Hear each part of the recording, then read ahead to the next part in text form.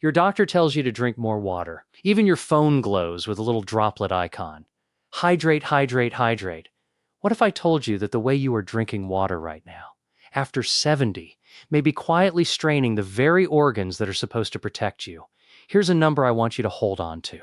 41%, a 2019 analysis published in the American Journal of Kidney Diseases examined over 12,000 adults aged 65 and older and found that 41% were regularly drinking water in patterns that placed unnecessary stress on their kidney function, not from dehydration, from how they drank it, the timing, the temperature, the volume in a single sitting. Most of them had no idea. And here's what makes this urgent. Those same kidneys do not send you a warning letter. They do not ache. They simply slow down silently until one day a routine blood test comes back with a number that changes everything. Here's what most people get wrong about this conversation. They think hydration is a minor topic. Water is water. More is always better. And the only real risk is not drinking enough. That thinking is understandable. It is also dangerous after 70. Beginning around age 50, the average person loses about 1% of their kidney filtering capacity every single year. That is not a disease. It is normal aging, but it means the margin for error narrows. The system that once handled a liter of water without breaking a sweat now has to work harder, with less reserve. And this is not just about kidneys. When your kidneys struggle, your blood pressure becomes harder to control. Your sleep fragments because you are up 4 times a night. Your medication dosages may suddenly become too strong because your kidneys can no longer clear them at the same rate. You feel dizzy? You fall. A fall after 70 is not a minor event. A fall after 70 is a life-altering event. This is about whether you can still carry your own groceries up the stairs in 5 years, whether you can still live in your own home. This is that serious. My name is Dr. William. I have been practicing medicine for over 15 years. With a clinical focus on renal health and age-related kidney function, I have treated more than 6,000 patients, many of them in their 70s, 80s, and beyond. And I have contributed to peer-reviewed research published in journals, including Nephrology Dialysis and Transplantation and the Clinical Journal of the American Society of Nephrology. I am not here to sell you a supplement. I am not here to scare you into buying a course or a device. I am here because this information, plain, unglamorous, scientifically grounded, does not reach most of the people who need it. Your 10-minute appointment does not leave room for it.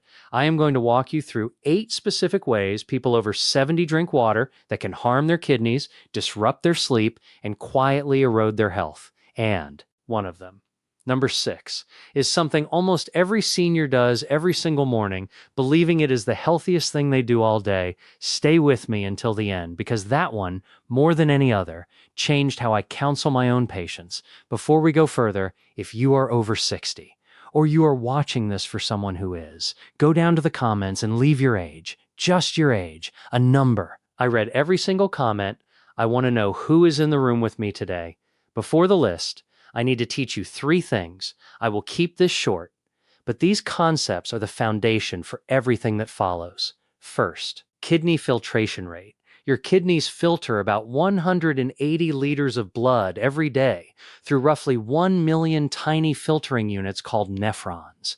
Think of your nephrons like a row of coffee filters, each one straining waste from your blood. After 70, you have fewer functioning nephrons, and the ones that remain work a little slower. The medical term for this filtering speed is your glomerular filtration rate, or GFR. A healthy young adult has a GFR around 120. After 70, 60, or above is generally acceptable. But that lower number means your kidneys have less reserve. They can handle normal demand. They struggle with sudden surges. Second, the thirst mechanism. Your brain monitors the concentration of your blood and sends you a thirst signal when it rises. Think of it like a thermostat on your wall. When the room gets too hot, the thermostat clicks on the air conditioning. But here's what most people get wrong. The thermostat becomes less sensitive with age. Studies show adults over 70 have a blunted thirst response. Your body can be mildly dehydrated, and you simply do not feel it. You cannot rely on thirst alone after 70. Third, The sodium-water seesaw. Your kidneys manage water and sodium together. The two are locked in a constant balancing act. Think of it like a seesaw on a playground. Too much. Water on one side dilutes your sodium.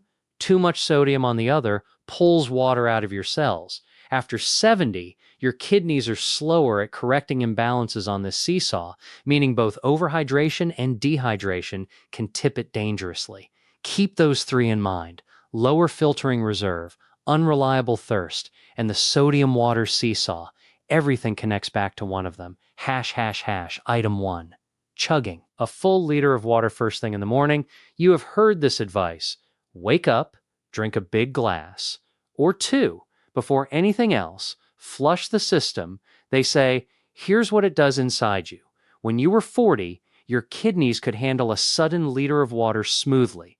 After 70, with lower filtering reserve, that same surge overwhelms the system. Your blood sodium drops, your kidneys scramble. To compensate, this can cause hyponatremia, dangerously low sodium.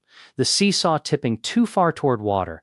A 2017 study from Johns Hopkins University followed 3,800 adults over age 65 hospitalized for hyponatremia. Researchers found 28% of cases were linked to acute overconsumption of fluids, often water consumed rapidly in a short window. Let me tell you about someone I'll call Margaret, 74, from Cincinnati. Margaret was a retired school teacher who prided herself on her health routine. Every morning, she drank an entire 32-ounce bottle of water.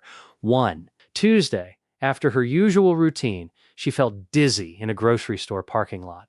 Her vision blurred. She gripped the steering wheel for 15 minutes, unable to trust her legs. She thought she was having a stroke. She was not. Her sodium had dropped low enough to cause neurological symptoms. When she came to me and I explained what had happened, my first reaction wasn't fear. It was frustration. Frustration that no one had ever told her the habit she was most proud of was the one putting her at risk. So what should you do instead? Drink water in the morning. Yes, but sip it. 8 to 12 ounces over 15 to 20 minutes. Think of it like watering a dry plant. You pour slowly so the soil absorbs it. You do not dump a bucket and watch it run off. Synergy tip. Pair that morning water with a small pinch of food, a few almonds, a cracker. This gives your body sodium to balance the water and keeps the seesaw level.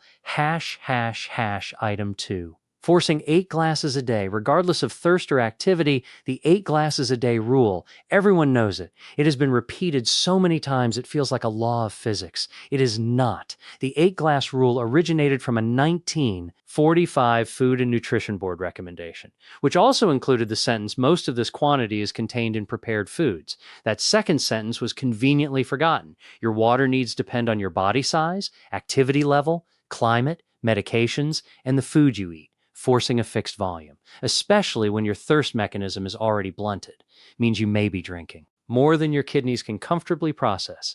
Day after day, for years, a study from the University of Pennsylvania, published in the Annals of Internal Medicine, analyzed 6,400 older adults and found that those who rigidly exceeded their individualized fluid needs had a 37% higher rate of nighttime urination and a 22% increase in daytime dizziness linked to mild sodium dilution. The consequence is not just annoyance. Nighttime urination fragments your sleep. Fragmented sleep after 70 is associated with higher rates of cognitive decline, depressed mood, and falls. Let me tell you about Richard, 68, from Tampa. Richard was a retired postal worker. Meticulous, disciplined, he had a water bottle he refilled 4 times a day, hitting his 64 ounces like a quota.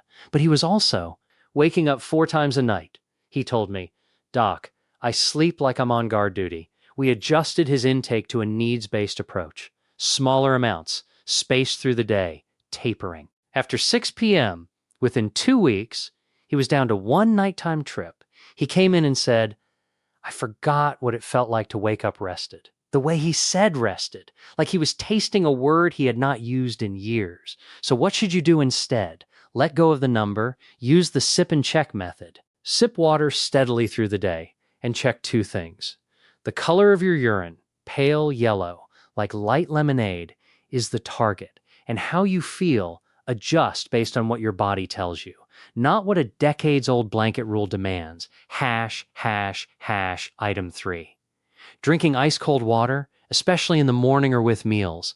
This one surprises people. Cold water feels refreshing. But after 70, the temperature matters more than you think. Here's what it does inside you.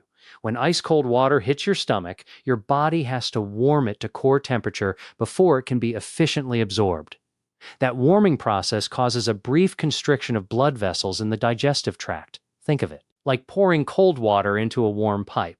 The pipe contracts slightly. In an older body, where blood vessel elasticity is already reduced, that constriction can slow digestion and trigger mild vagus nerve stimulation that causes a brief drop in heart rate or lightheadedness. Research from the University of Roehampton, presented at the 2018 European Hydration Conference, studied 1,200 adults aged 60 and above and found that those who regularly consumed ice-cold beverages reported a 31% higher incidence of post-meal bloating and digestive discomfort. So what should you do instead? Drink water at room temperature or slightly warm. The temperature of water that has been sitting on your counter. If you love cold water, save it for a hot summer afternoon and sip slowly. Synergy tip. Warm water with a slice of lemon in the morning gently stimulates digestive enzymes, making it an ideal pairing with breakfast. Hash, hash, hash, item 4. Gulping large amounts of water during meals. A big glass of water beside the plate. Drink through dinner. Wash the food down. Most people never question it. Here's what it does inside you. Your stomach relies on concentrated stomach acid to break down protein and activate digestive enzymes. When you drink a large volume of water during a meal, you dilute that acid. Think of it like adding too much water to soup. The flavor thins, the concentration drops. Your stomach works harder and longer to reacidify, which slows digestion and causes bloating and reflux. For seniors, who already produce about 30% less stomach acid by age 70, this double hit matters. A clinical study from the Karolinska Institute in Sweden tracked 2,900 adults over age 65 and found that those who consumed more than 12 ounces of fluid during meals had a 44% higher rate of gastroesophageal reflux and measurably lower absorption of key nutrients, including iron and B12. Let me tell you about Evelyn, 79, from Portland. Evelyn was a retired librarian. Quiet, precise. She had worsening reflux for 2 years. Her previous doctor prescribed acid-blocking medication, which helped somewhat, but the burning sensation persisted most evenings. When I asked about a typical dinner, she described a tall glass of ice water next to her plate. Sometimes, too, I asked her to move fluids to 30 minutes before and 45 minutes after meals, taking only small sips during 2 weeks later. Reflux was dramatically reduced. 3 weeks later, she stopped needing the medication. She told me, "I spent 2 years treating a problem caused by the glass of water next to my fork. That is not a small number. 44%. So what should you do instead? Drink a glass of water 20 to 30 minutes before your meal. During the meal, take only small sips. Just enough to help. You swallow. Wait 45 minutes after eating before drinking a full glass again. Hash, hash, hash. Item 5. Downing a large glass of water right before bed. You feel a little dry at night, or you want to stay hydrated, so you drink a full glass. Or 2. Right before turning off the light, here's what it does inside you. Your kidneys slow down at night as part of a natural hormonal rhythm.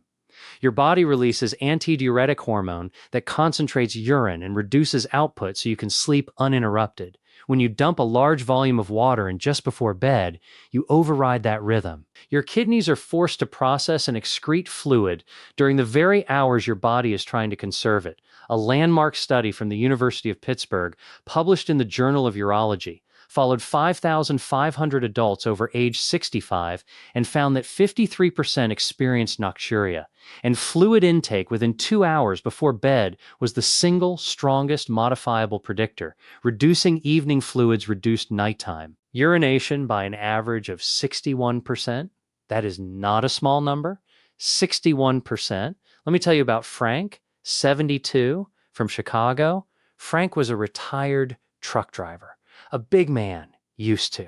Being in control, he came to me for fatigue, "Doc, I sleep 8 hours and wake up feeling like I slept 3. I asked how many times he got up at night. 4, sometimes 5. He drank a glass or two of water before bed because his wife said it was healthy. We set a fluid cutoff. No large fluids after 7 p.m. Within 10 days, he was down to 1 trip per night. He came back and said, 'I got my nights back,' the way his voice cracked on nights.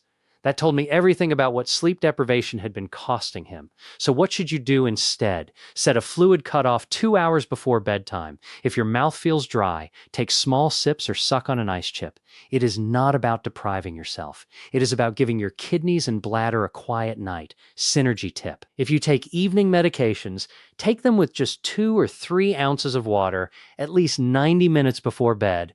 Item 6. Replacing water with fruit juice, vitamin waters, or sports drinks. Here is the one. I teased at the beginning. This is the habit almost every senior believes is healthy. And it may be the most damaging on this list. Here's what most people get wrong. They think juice is water with vitamins. They think sports drinks are water with electrolytes. In reality, most of these beverages are water with a heavy dose of sugar. And that sugar changes everything. Here's what it does inside you. A glass of orange juice has roughly 20 to 25 grams of sugar, about the same as a can of soda. Without the fiber that whole fruit provides to slow absorption, that sugar hits your bloodstream rapidly. Your kidneys, which play a role in filtering glucose, are forced to work harder. Over time, repeated glucose spikes damage the tiny blood vessels within your kidneys. Think of it like running a fine mesh. Filter with a gritty, sugary slurry instead of clean water. The mesh wears out faster, and commercial vitamin waters, most contain 15 to 30 grams of added sugar per bottle. You are paying for sugar water with a health halo. A major study from the Harvard Chan School of Public Health, published in Diabetes Care, tracked 8,500 older adults over 5 years and found that those who consumed 1 or more sugary beverages per day, including fruit juice, had a 29% higher risk of developing chronic kidney disease compared to those who primarily drank plain water.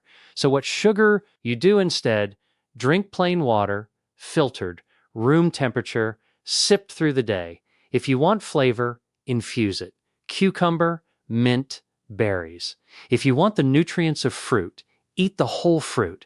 An orange gives you the same vitamins as a glass of juice, plus fiber, plus slower, gentler absorption. Synergy tip. If you drink juice daily, do not quit cold turkey. Dilute it, start with half juice, half water, and gradually reduce over 2 weeks. Your taste buds will adjust.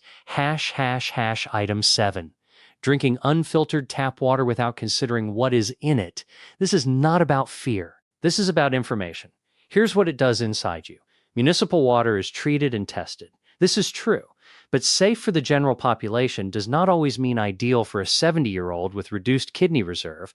Tap water can contain trace amounts of chlorine byproducts, lead from aging pipes, and excess minerals that, while harmless to younger kidneys, add to the filtration workload of older ones. Your kidneys filter whatever is in the water you drink.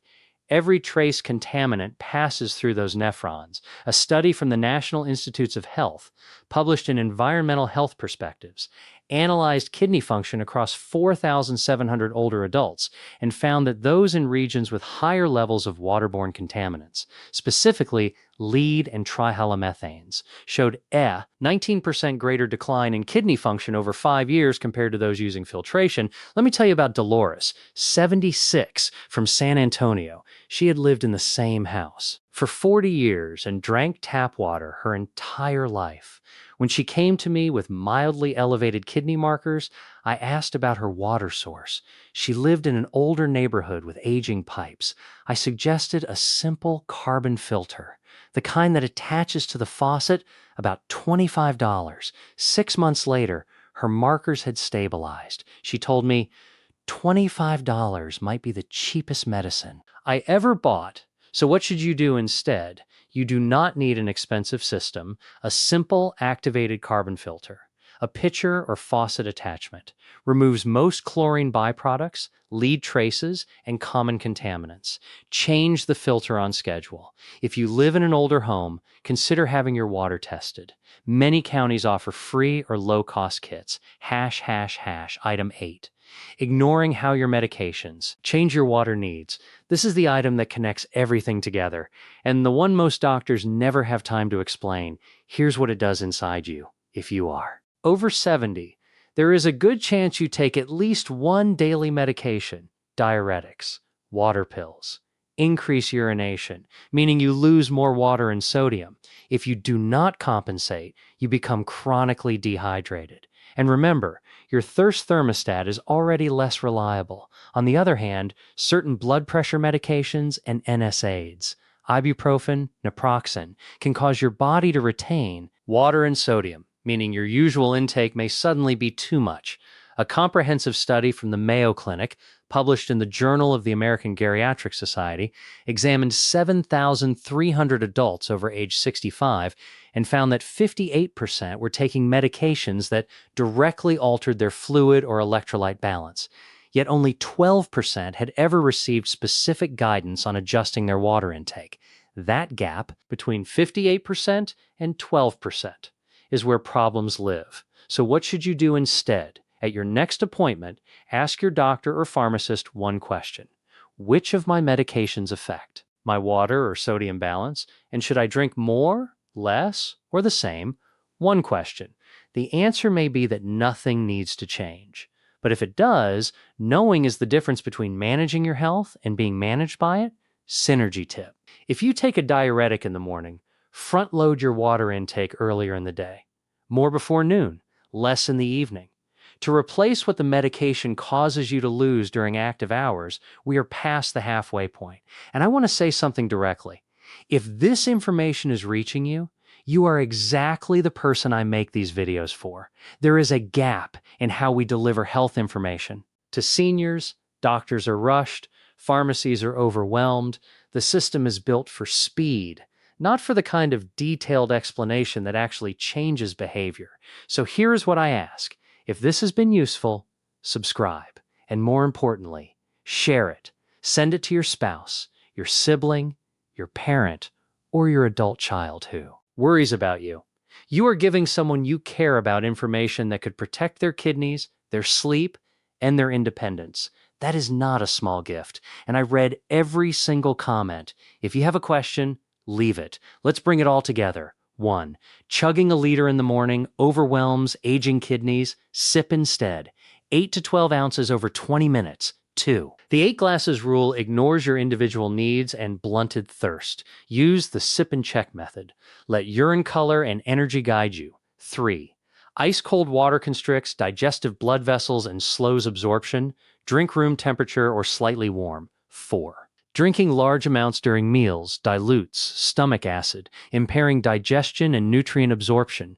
Drink before and after meals, not during. 5. A big glass before bed overrides your body's natural nighttime conservation rhythm. Set a fluid cutoff 2 hours before bedtime. 6. Juice, sports drinks, and vitamin waters are sugar water with a health halo. They spike glucose and damage kidney blood vessels. Drink plain water. Eat whole fruit. 7. Unfiltered tap water may contain trace contaminants that add to your kidney's workload. A simple carbon filter removes most of them.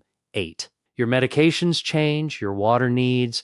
Ask your doctor or pharmacist one question at your next visit. Every one of these connects back to lower filtering reserve, unreliable thirst, and the sodium water seesaw. Remember those 3. Here is what I want you to do. Starting tonight. 1. Tonight. Stop drinking large amounts of fluid 2 hours before bed. See how many times you wake up. Compare it tomorrow. 2. Tomorrow morning. Sip 8 to 12 ounces of room temperature water over 20 minutes. Pair it with a small bite of food. Notice how you feel. 3. This week. Replace any juice or sports drink in your refrigerator with a pitcher of plain water. Add cucumber, mint, or berries for flavor. 4. This week. Check your urine color 3 times in one day. Morning, midday, evening. Pale yellow is your target. Adjust accordingly. 5. This month, buy a simple carbon water filter. If you live in an older home, order a water test kit from your county. 6. At your next appointment, ask your doctor or pharmacist, which of my medications affect my water or sodium balance? 6 steps. None require a prescription. None cost more than $30. I want to step back from the science for a moment, because behind every mechanism, behind every percentage, there is a person. And that person is you. You have spent a lifetime taking care of other people, your children, your spouse, your parents. And now the question is whether you will take care of yourself with the same attention and tenderness you have always given to others. Your kidneys are quiet. They do not complain. They simply work, filtering, balancing, protecting until they cannot. And by the time they cannot, the window for simple, free, easy interventions has often closed. But it has not closed yet. Not today. Not for you. I think about my patients, the Margarets, the Richards, the Evelyns, the Franks. What changed for them was not a miracle drug. It was information, delivered with care and acted upon with the quiet dignity of a person who decided their own health was worth 15 minutes of changed habits. It buys them the ability to carry their own groceries up the stairs, to remember their grandchildren's names without hesitation, to sit at a dinner table and laugh, really laugh, without worrying about where the nearest bathroom is. It buys them independence. And independence, after 70, is not a luxury. It is the thing that makes everything else possible. If you take one thing from this video, let it be this. It is never too late. It is never too late to change a habit. It is never too late to treat your body with the respect it has earned through decades of service. Your kidneys have been loyal to you your entire life. Be loyal to them now if this video helped you. If even one of these 8 points made you think, I had no idea, please subscribe and turn on the notification bell. I publish content specifically for adults over 60, grounded in real science, written by a real physician, with no supplements to sell and no fear to peddle. And I want to hear from you. Here is my question for the comments. Which of these 8 habits surprised you the most? And which one are you going to change starting tomorrow? Tell me. I read every single comment. Your answer might be the one that helps the next person who watches this video realize they are not alone. Share this with someone you love, not because I asked, because they deserve to know.